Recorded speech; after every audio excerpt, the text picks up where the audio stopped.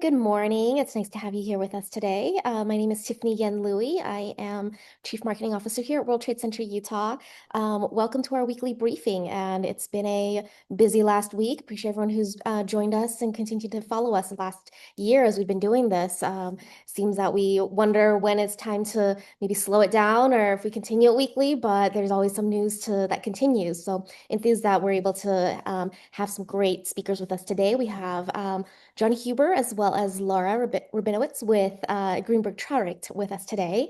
Greenberg Traurig is a global law firm who has over 3,000 attorneys around the world, has been a great board member of World Trade Center Utah. And so it's great to be able to have them here, provide their expertise and some insights into what we're currently seeing, what's been going on in the environment.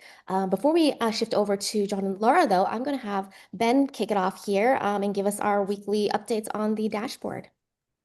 Yeah, thanks, Tiffany. And as Tiffany said, we had a lot going on over the last week. On last week's webinar, it was real time, just as we said would happen on some webinar coming up, that it would probably drop at 8 a.m. We'd have to scramble and be prepped by 9 a.m. And we did just that, and we're able to respond to a lot of the questions. So thanks especially to Martin Ritter and Troy Keller, who we're just so ready to speak to this issue on the fly. They did such a great job. And since that decision, a lot's happened, and we're going to cover some of those updates on the dashboard. The short is, we heard some conflicting dialogue. Oh, we're going to have certainty now. We would just set the tone of you can expect a lot of uncertainty and continued changes as we go through the coming weeks, months ahead, and as this settles down. And I'm going to walk through some of that sentiment on the dashboard. Um, and I'm going to share my screen right now. One second. As you think through your strategies, don't forget the where to start page, or where to start section of our tariff dashboard. It has a lot of great guidance on there as you rethink, what these changes mean for your business. Of course, you can always reference the tariffs, which we'll cover down below.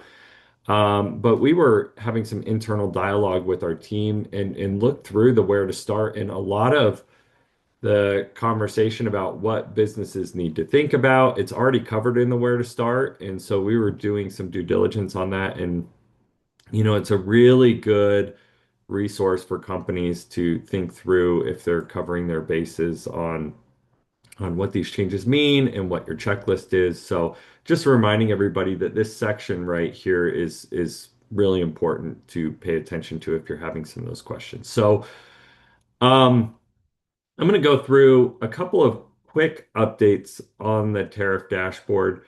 The first is one of the most common questions we're getting right now for um, the Supreme Court decision is the refunds. A lot of folks are saying, what can I expect?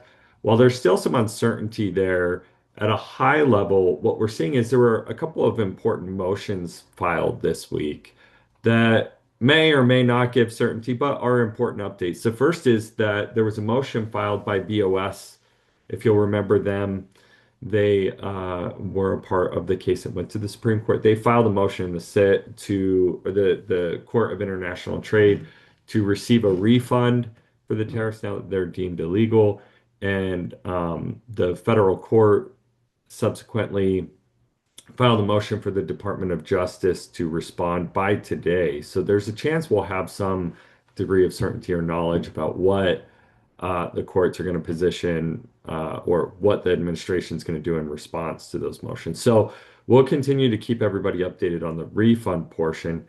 I will back up a little bit and just say we've also gotten some questions about the deals page. So backing up just a second, we keep our deals page active. We've had a few conversations about other countries and with other countries, and it seems to be that a lot of the positioning is, look, we're going to hold for now. We're not going to disrupt this. So we keep our deals page active, even though these are all tied to IEEPA tariffs, which are no longer deemed legal. And there's a new regime of tariffs going out.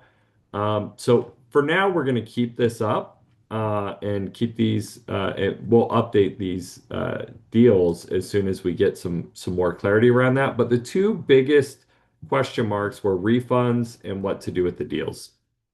And um, as we also scroll through the dashboard, I'm just going to do a quick. This was pages long before. It's still long. A lot of these tariffs did not go away. So where there is a 232 tariff, a 301 tariff, or these new 122 tariffs, you will see a line item on the dashboard to cover that. There's still a lengthy amount of tariffs going on. And that's not something to be lost through the noise as we discuss these tariffs. It's not like all of them went away. It was a specific ruling around the IEEPA tariffs, which were significant, and there were quite a few of them. But there remain a lot of tariffs in effect. And it's likely that those authorities will be used to be expanded here over time. So, the dashboard items I'd like to cover underneath just briefly. Um, of course, because of the Supreme Court decision, the U.S. stopped collecting those tariffs earlier this week as well. That was announced. Formal documentation was provided as well, which is captured on our dashboard.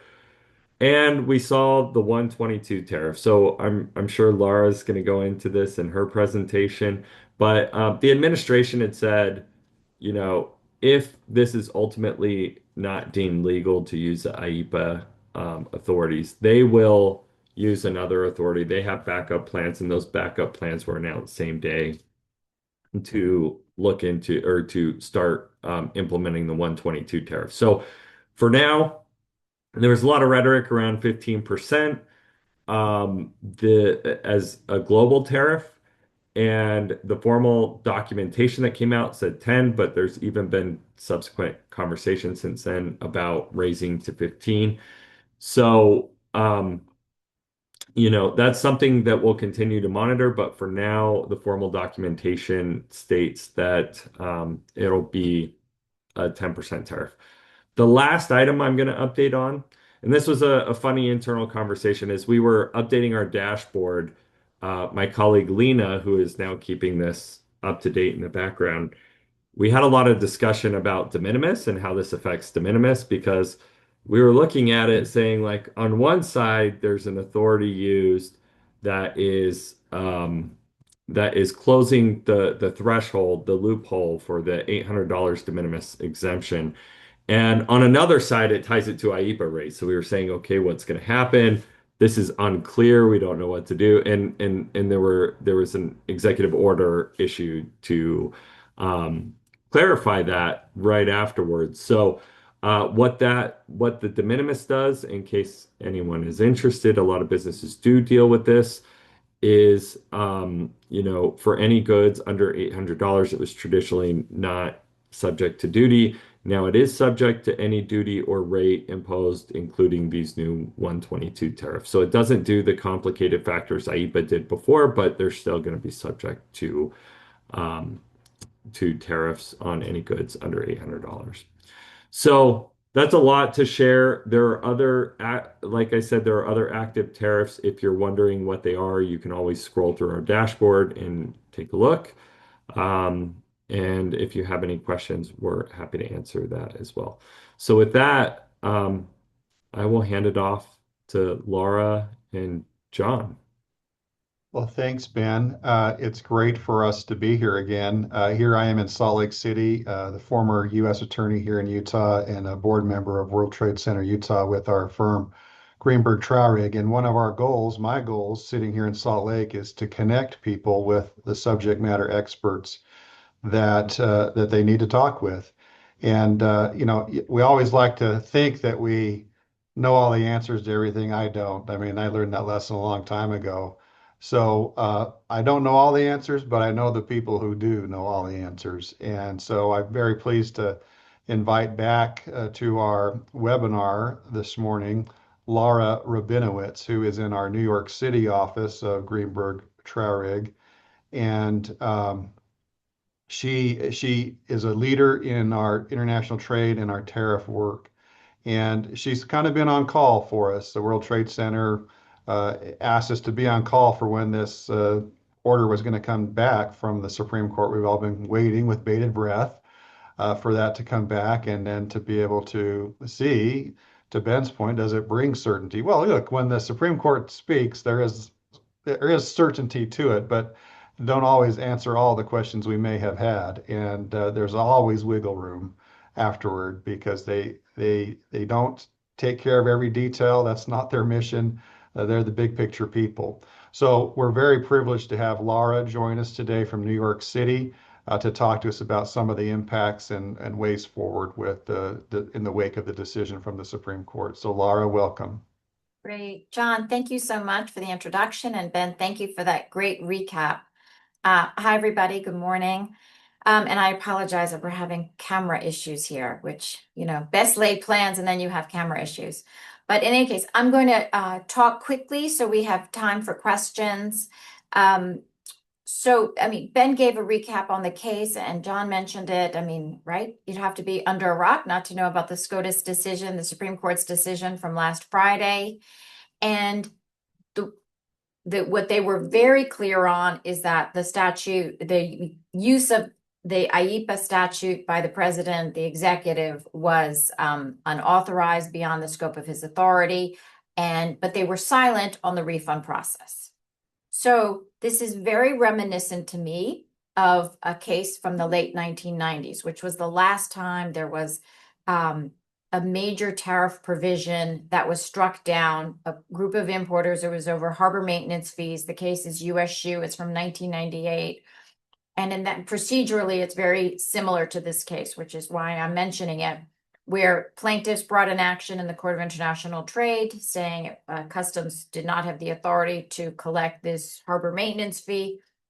The Court of International Trade agreed with the plaintiffs, go up to the Court of Appeals for the Federal Circuit, again agreed with the plaintiffs, affirmed the lower court decision, went to the Supreme Court and said there needs to be a refund process, right? Sounds very similar.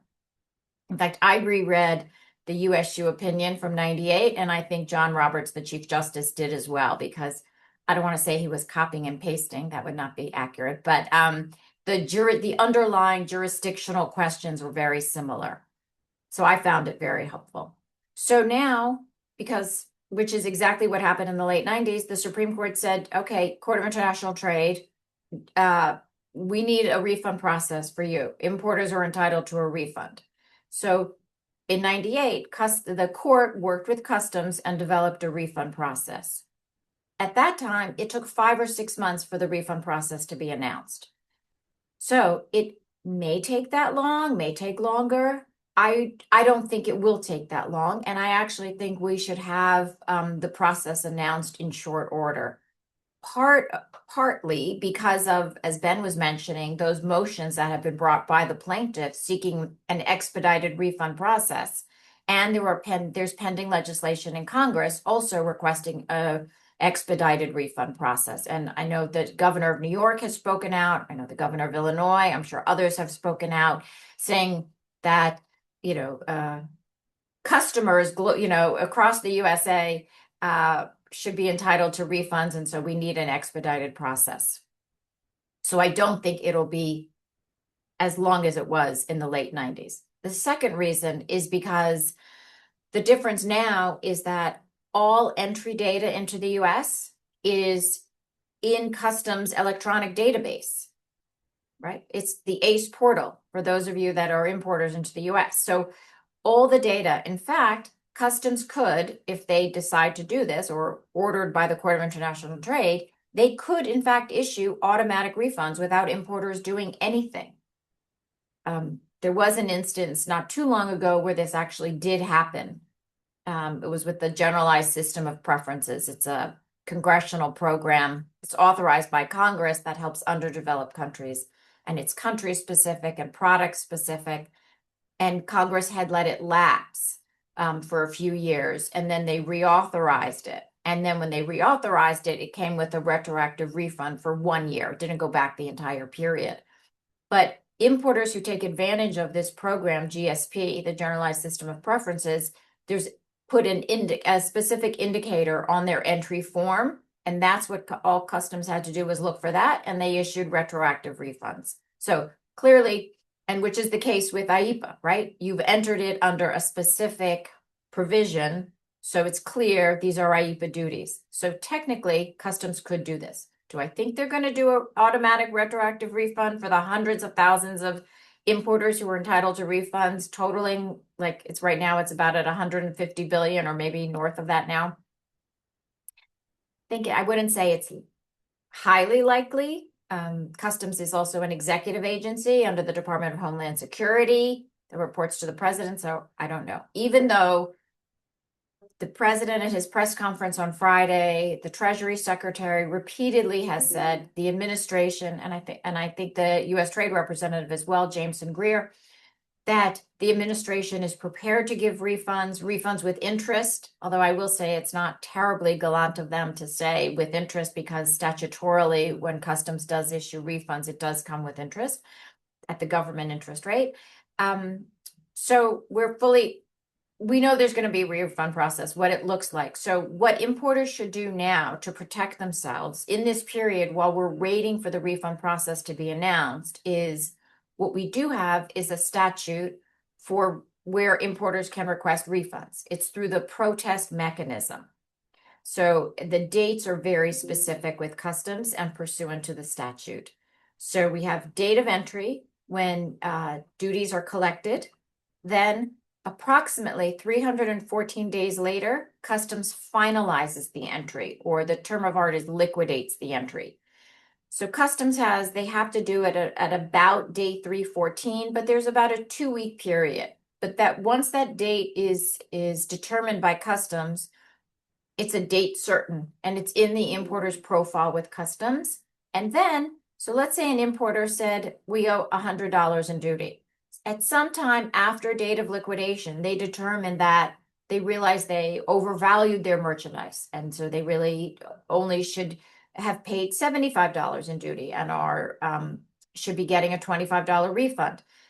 So an importer would have, this is based on the protest statute, 180 days from date of liquidation to file a protest with customs to get that refund. And that's very specific.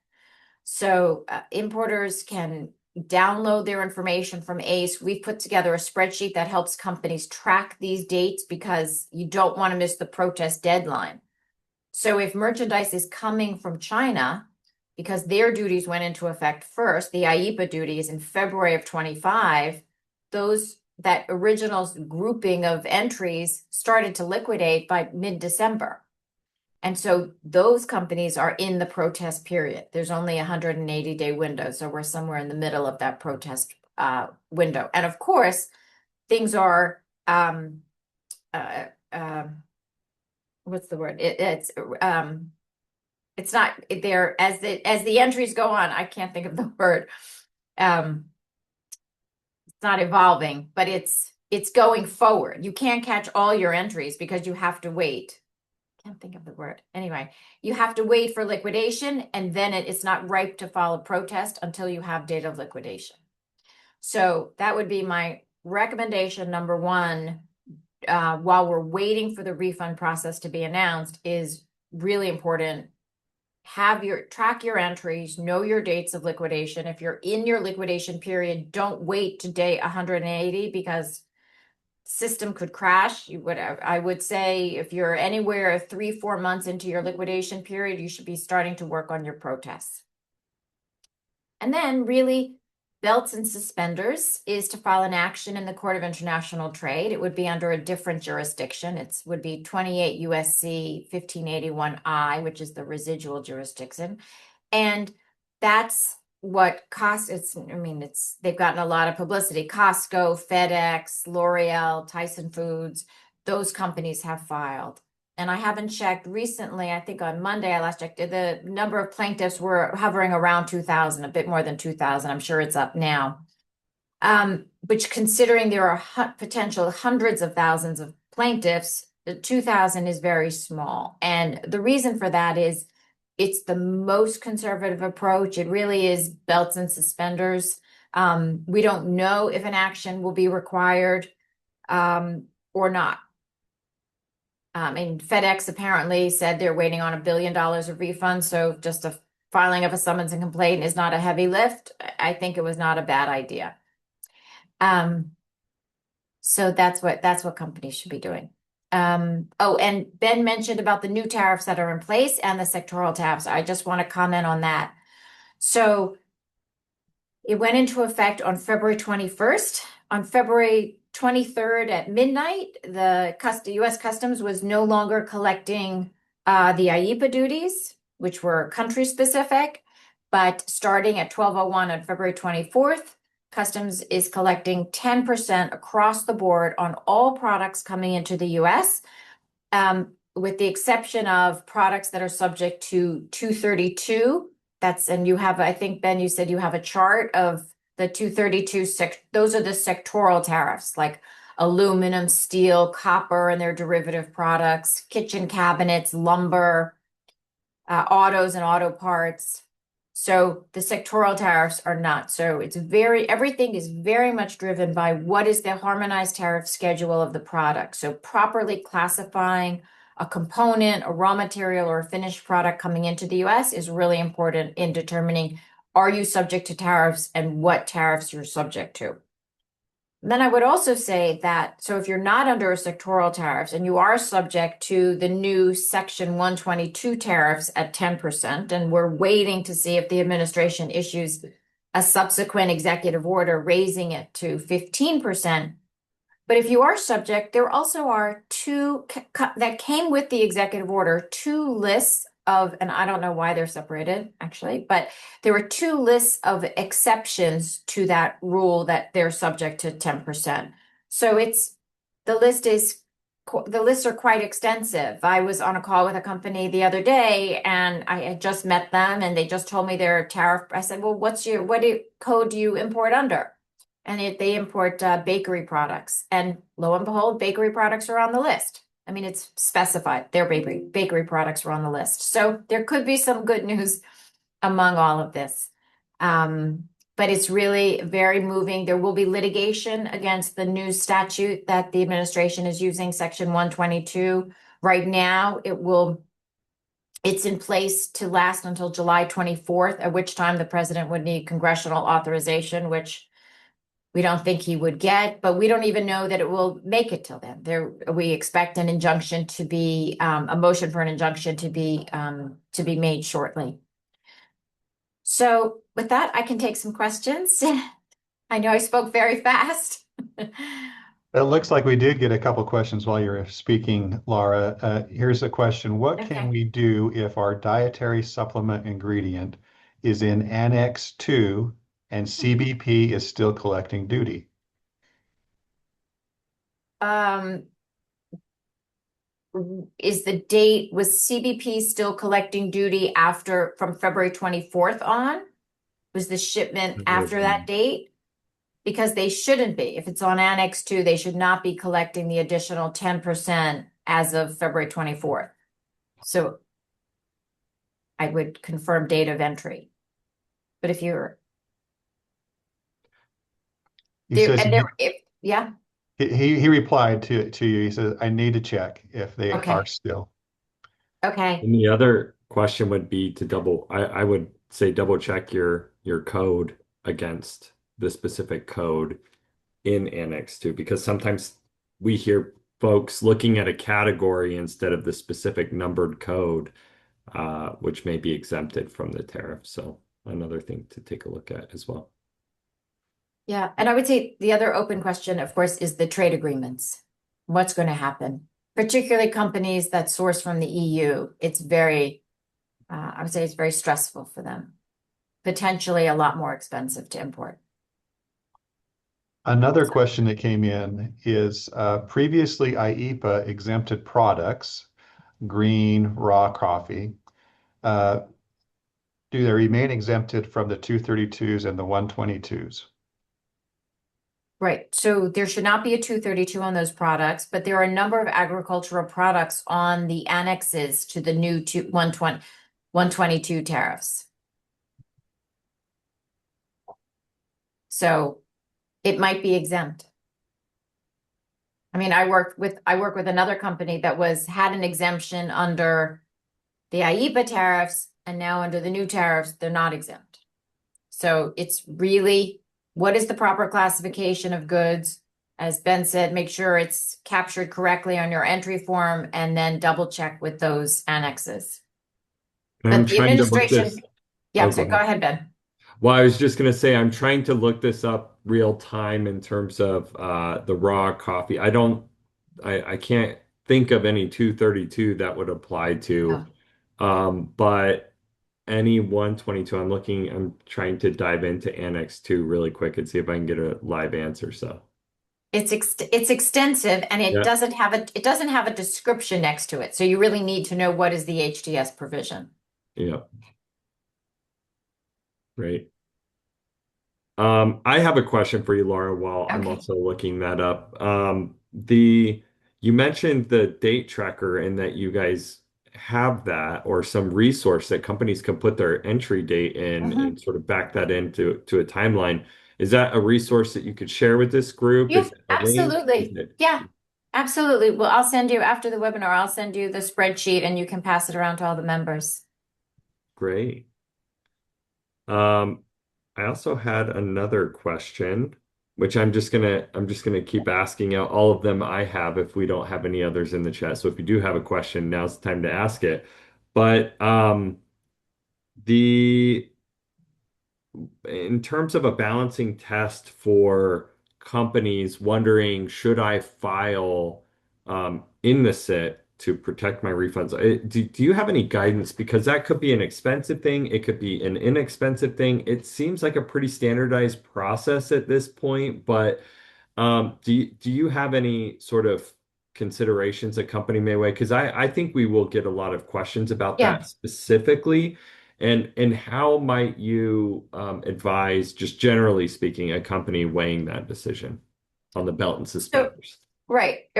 So, I mean, companies don't want to waste money.